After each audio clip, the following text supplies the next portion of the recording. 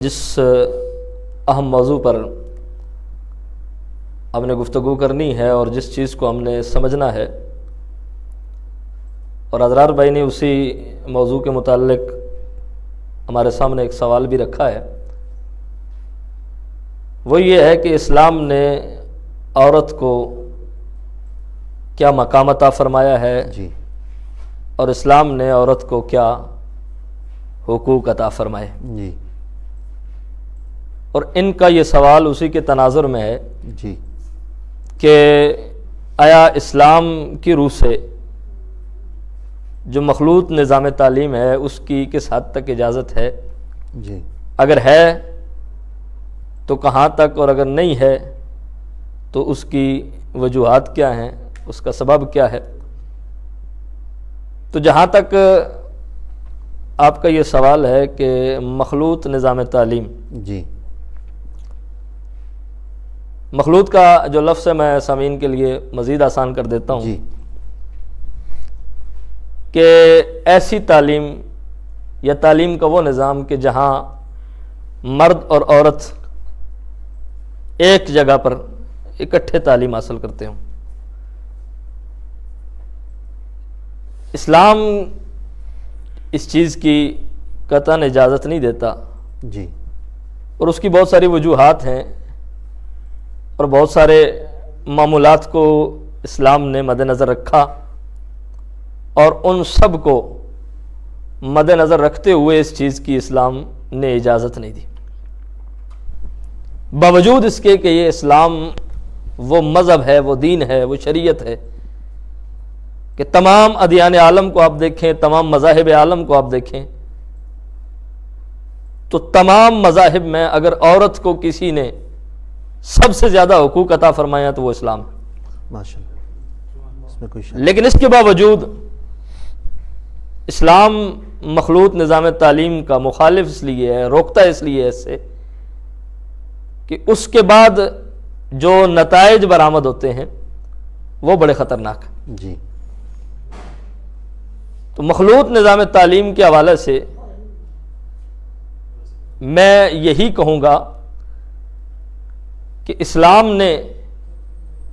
اور پیغمبر اسلام صلی اللہ علیہ وآلہ وسلم نے جو چیزیں ہمیں تعلیم دیں، جو احادیث اور قرآن کی آیات ہماری رہنمائی کرتی ہیں، وہ اس چیز کا تقاضا کرتی ہیں کہ نہ تو مخلوط نظام تعلیم کو فروغ دیا جائے جی اور نہ ہی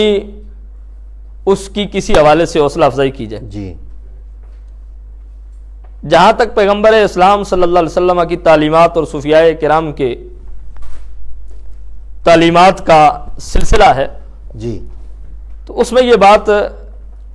میں دیکھ رہا تھا کہ ایک اللہ کے نیک بندے، ان سے کسی نے سوال کیا جی کہ جناب اگر ایک عورت ہو جی